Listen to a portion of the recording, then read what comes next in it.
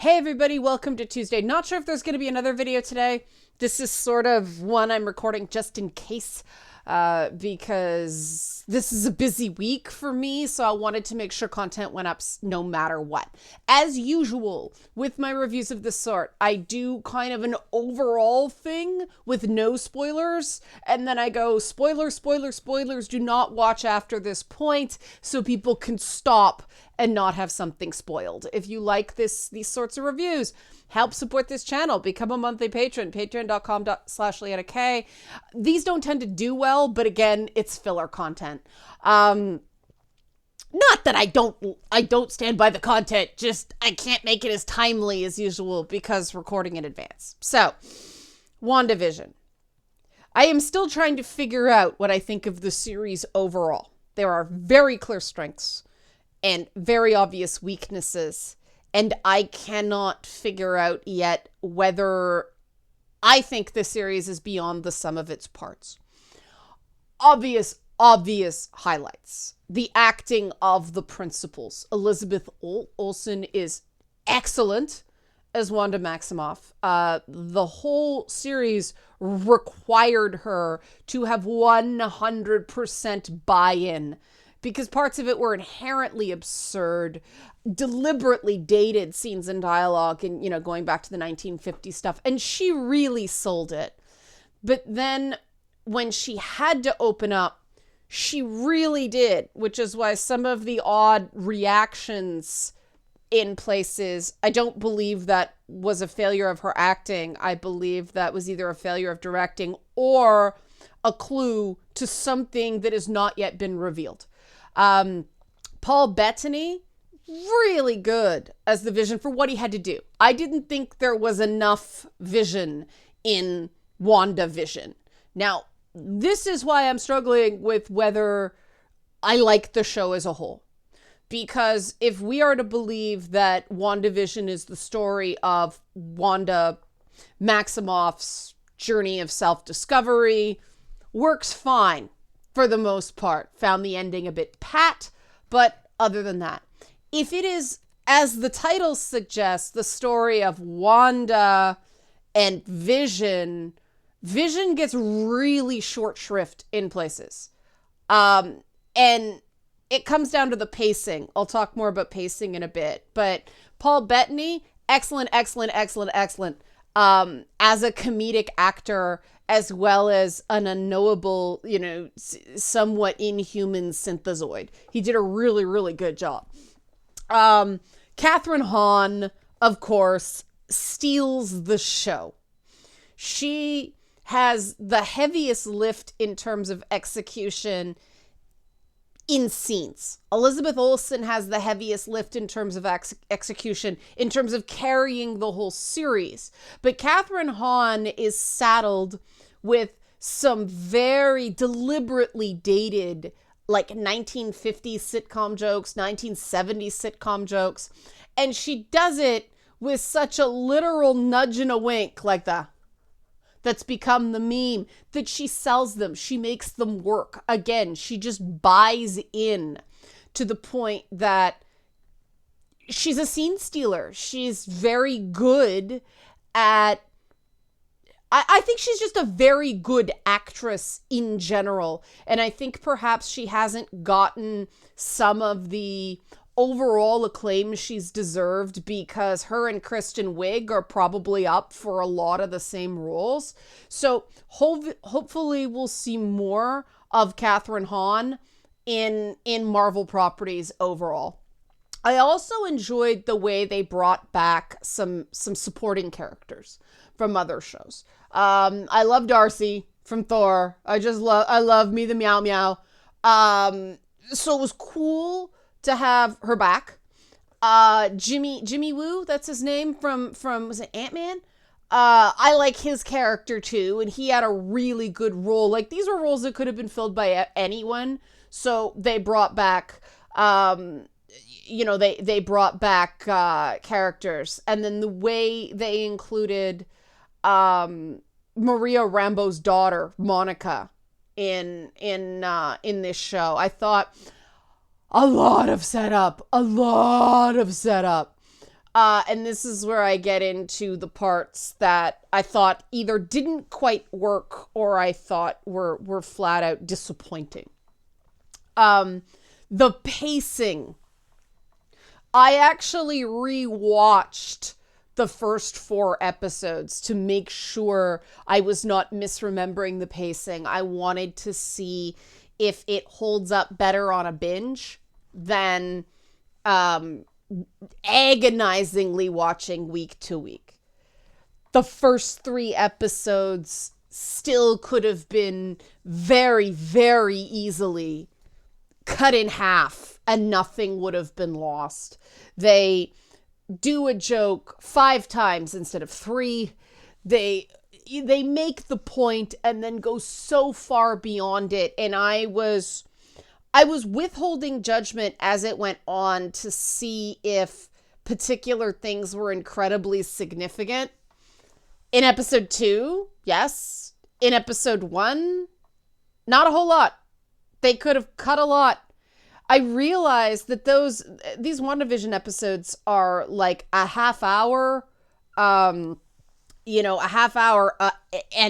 more long, whereas sitcoms at the time, I mean, they're 22 minutes now. I think they were 24 back then. So these shows seem long because they are long. They are longer than the average 24-minute sitcom of the time.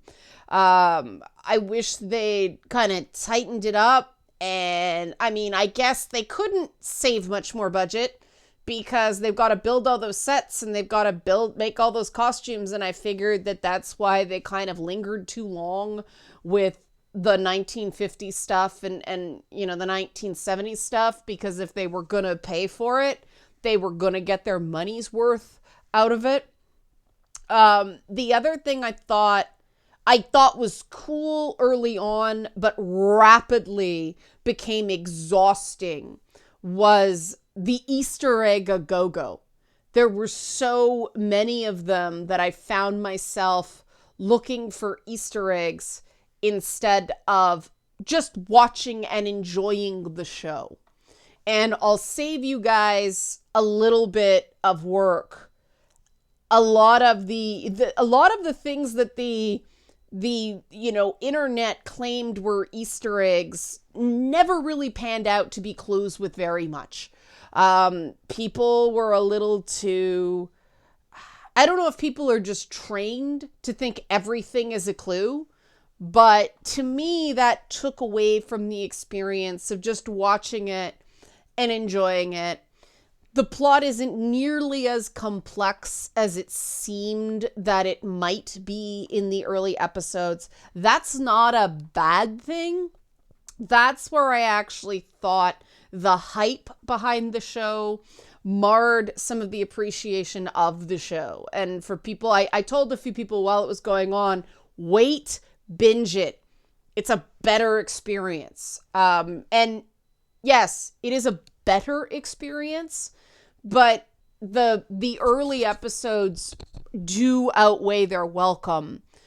And that's because, like I said, a lot of stuff that could have been set up very early on isn't really. It becomes very clear very quickly what's going on. Like from the first episode, there's clues about what's going on. Why do we need like 2 more before, okay, this is what's going on? Because the ending's so rushed. And I think this is my biggest disappointment. They had so much potential to make a good 10 episodes of television. Instead, they made 9 episodes of television with a whole bunch of loose ends that you're going to have to watch other movies or assumedly TV shows or so on and so forth to actually see the conclusion of. The show is, for the most part, and this is not a spoiler. This is be prepared for this so you enjoy it better. Large portions of the show are all beginning. It is the first chapter of series 4 Marvel Cinematic Universe. That's fine if you go in knowing that. This is sort of a tee up for what's to come. If you go in expecting that, sweet. It's an enjoyable tee up. If you go in expecting it to be an interesting, contained 9 episodes of something, it's disappointing on that measure. So I think it's really important, if you haven't watched it yet, to go in prepared for what it is. Don't get led down the garden path by internet hype into hoping it's something it's not. So that's where the spoiler-free stuff ends. Okay? Into the spoilers. Not at all, no surprises. None. And again, part of that was because of all the social media hype behind it. Maybe the most amusing thing was bringing in the Fox X-Men Quicksilver guy to play essentially Quicksilver. But otherwise, it's Disneyfied House of M. That's all it is. It's Disneyfied House of M with some nods to 1960s continuity when they originally brought in Wanda and Vision's twins.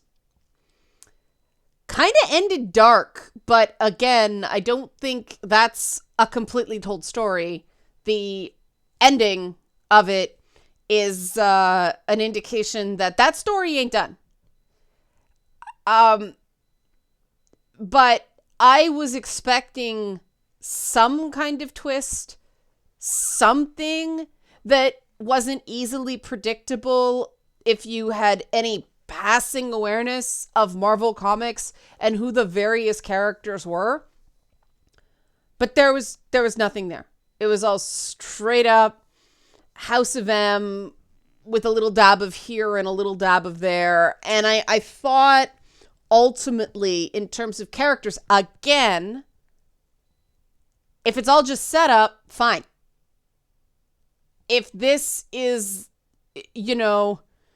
sort of Agatha Harkness as throwaway big bad to teach Wanda who she is, that would be profoundly disappointing. I'm hoping that she comes back. It sounds like they were leaving it as an if, like audience test it, see how it goes.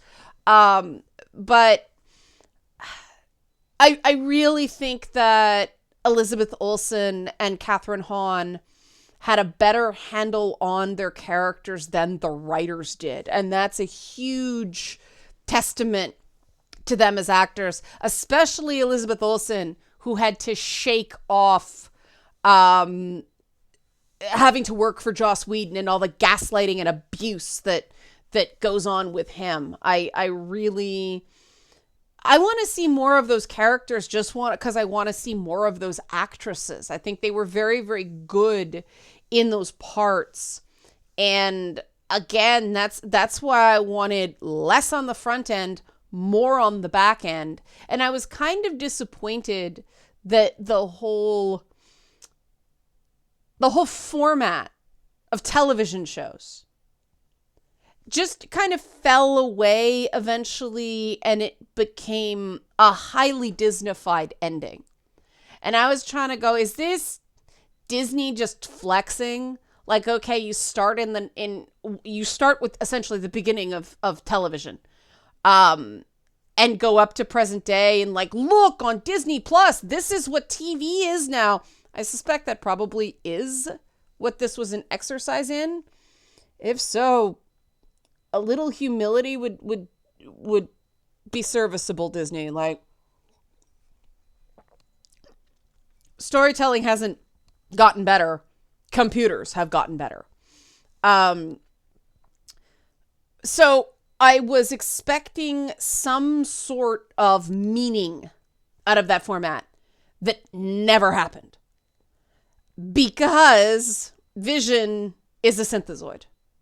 With Vision, you get into this idea of what does it mean to be alive? What does it mean to be conscious? And they had a real opportunity right from the beginning where he's in a bullshit computational services job that very clearly doesn't do anything. And I was like, oh, interesting. That's Vision, the AI, trying to work out who he is. I thought it was a metaphor for that. They didn't go anywhere with it. They did this rushed ship of Theseus thing at the end that was so wasted because it was rushed. Interesting idea, but they should have set that up right in the first episode and had him continue to go back to it as the complexity of the logical problem increased. Because, I mean, the question is Vision Theseus or is Vision the ship, right? And it was so rushed that a potentially really interesting, a really interesting thought problem that is very applicable got sort of thrown away. You know, the other thing I thought was not as thoughtful as it could have been because, again, too tied to format on the front end, too tied to a Disney-fied ending on the back end, is the sheer horror of what Wanda did. I found the ending, I caught myself at, well, you know, Agatha and Wanda are duking it out. I caught myself going, let it go, I'll rise like the wind and sun, let it go. You know what I mean? Like, it was so Frozen with superpowers. Here I stand and here I stay. Like, oh, I know you don't have to tell me who I am. Like, lady, you've been batshit crazy for 6.5 episodes. She literally did have to tell you who you were. She had to drag you by the hair to figure out what was going on. And it felt like a rewrite. It felt like a rewrite, and it did a disservice to that episode where Agatha is dragging Wanda by the hair through her trauma. I thought that was an appropriate use of the character because of the backstory in the comics related to the twins and what they really are, and Agatha being the one that it was a bit of a retcon when this happened, but when the twins originally showed up, they just did. There was no talk about where they came from. It was in the 60s, kids just showed up because it was the stork, right? That was a Catherine Hahn wink. As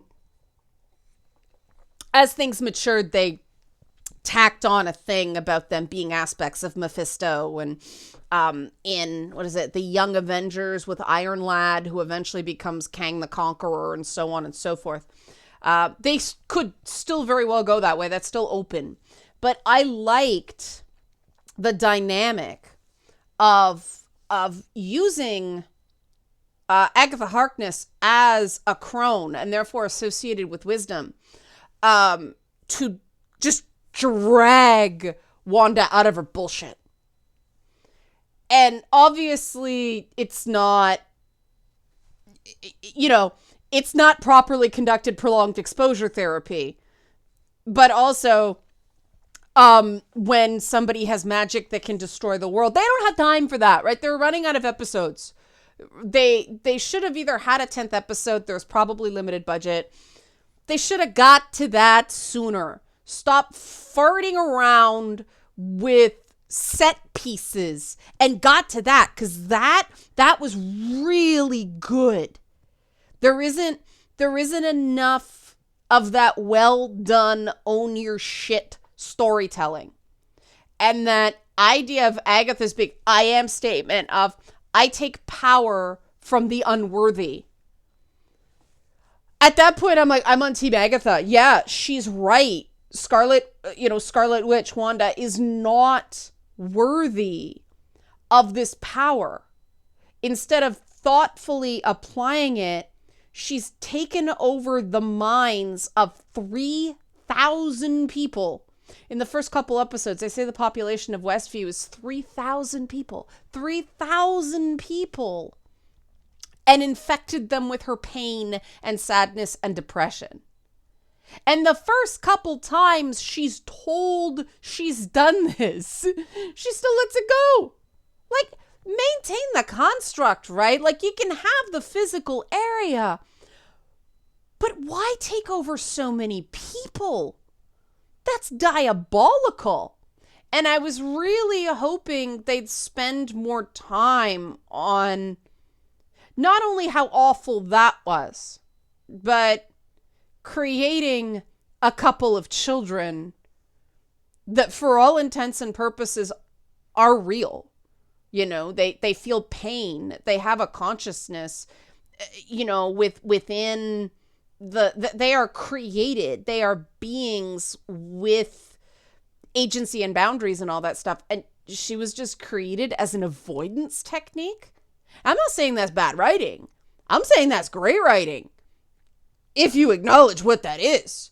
That's, you know, the thing is, I thought that was a really good truth that they missed really sticking a pin in. That some women do have kids so that someone will always love them and never leave them. That sounds harsh. But when I was a teenager, I did a community theater production that was involved in telling the stories of real life teen moms. And that was some of those girls, they were mothers, but they admitted that they got pregnant on purpose because they wanted, you know, they thought having a baby was like having a doll who just was cute all the time and would love them. I know, naivety, right? But so there was a truth in that. And then when she was totally checked out in the Modern Family thing, and that's where I started to think that, okay, they might be doing something really clever with this TV format. Because TV sitcoms, and it was specifically sitcoms, right, did change. It went from the early 1950s with very spirited female leads and dads going, what's going on? I don't know, Lucy, you got some explaining to do. You know, oh, Jeannie, right? When television was, you know, primarily to sell laundry soap and floor polish, meaning household goods, women did the shopping. And then TV shifted. And so you started getting the sort of oafish dad protagonist with woman too good for him in every way that they kind of woofed through by focusing on the teenagers with Malcolm in the middle. Though it was just cool to see that show back because I really enjoyed that show at the time. But they totally skipped the 90s, which I thought was interesting because, you know, doing a 90s sitcom with them, they probably just, how do we figure out, the way you figure out how to do it is the way they sort of did with Modern Family. Now, okay, Modern Family, the female characters were just as disastrous as the men. And they showed that, right? With her sort of just completely neglecting her kids. But they could have done something really interesting with that. Hey, in the 90s and the 2000s, the core demographic was 18 to 24, 18 to 34 male, and that affected TV. Now we're back to women being the influencers in the household. The way TV works has kind of gone full circle. As has the world in a lot of ways, and made some commentary on that, especially since the Walt Disney Company has been around for that whole ride. But they didn't. They had a lot of very interesting setup that they kind of wrecked with certainty at the end. the special effects were excellent, right? Really, in terms of technical television, next level, like new bar, new bar set. It's Disney, of course.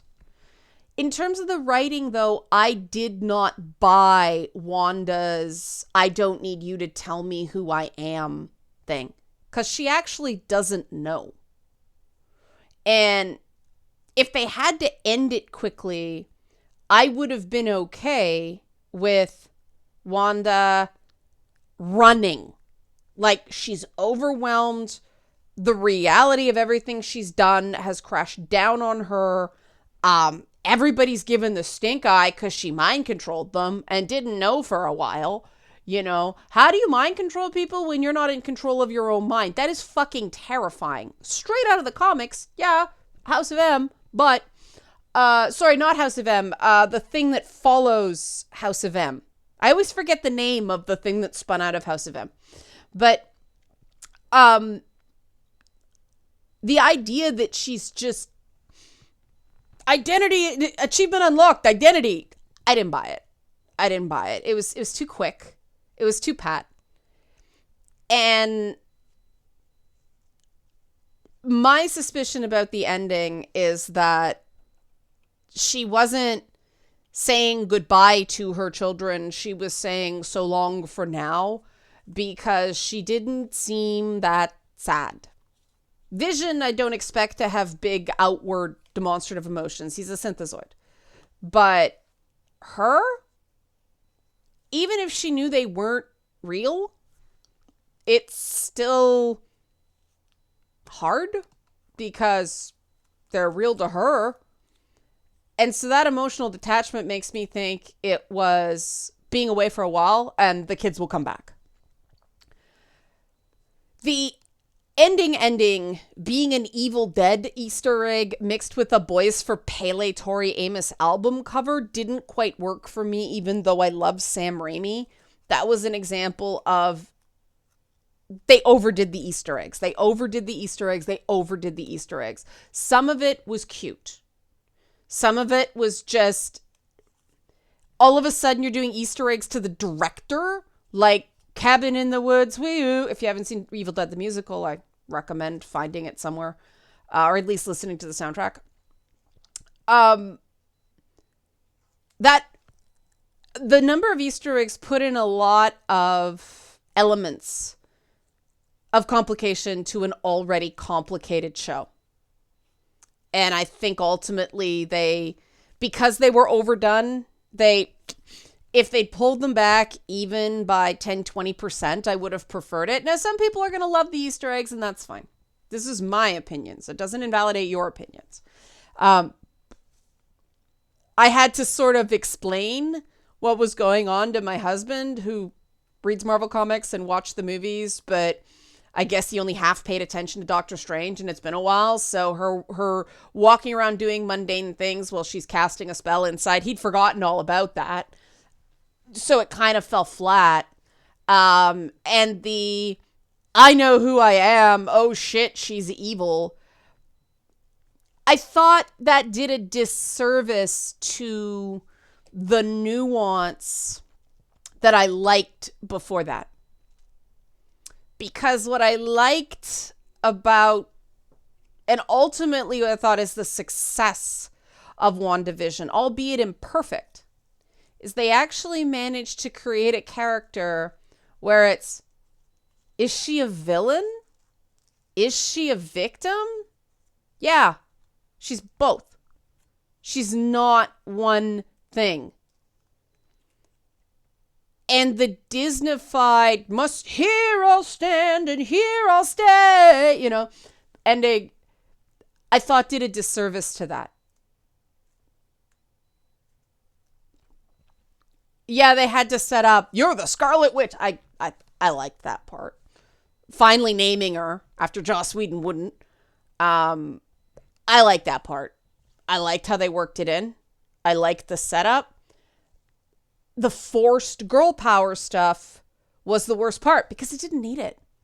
It didn't need it up until that point. And they still have the opportunity to go back and fix the big error at the end. This seems to be an ongoing thing with high-profile Marvel properties. I mean, remember when they destroyed an entire village, like lifted it up and smashed it down at the end of the first Avengers? And they spent how many years going, oh shit, we probably shouldn't have done that, and cleaning up that mess? I think there's going to be some of that after this. I don't think it's going to be quite as bad, but once again, I don't think that they really thought through how humans with empathy are going to react to. She mind controlled and mentally tortured 3,000 people. My husband and I keep having this back and forth of Agatha killed Sparky. I said, no, Agatha put Sparky out of his misery. You know, like if everything in that construct was controlled, everything within the hex was controlled by Wanda to create this perfect thing, which means she was mind controlling and torturing the poor little dog. Friggin' sick, man.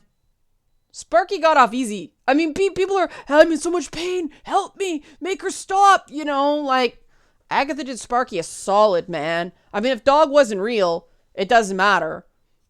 If the dog was being tortured, and if the dog was just a dog, well, that doesn't make sense, because then the dog could run around wrecking her perfectly curated television show, right? Kind of dark. Team Agatha. So those are my thoughts. Again, it's hard for me to say whether, thumbs up, thumbs down on something like this, because the highs were super high. But then there was a sense of rushed. There was a sense of they probably should have done one more round of script revisions. They probably rushed it to get it out by a window, because so much relies on hitting this date and this date and this date, right? It's an achievement, no doubt. It could have been more of one, and perhaps the biggest disappointment for me is how much better, just based on the caliber of the actresses of Catherine Hahn and Elizabeth Olsen, it could have been had they really let them be witches instead of Disney princesses at the end. You know what I'm saying? Interesting to hear your thoughts. Not interested in you criticizing my thoughts. Interesting in hearing your thoughts. There's a difference. There are no wrong answers here. Help support this channel. Become a monthly patron. Patreon.com/LeannaK. Thanks for watching.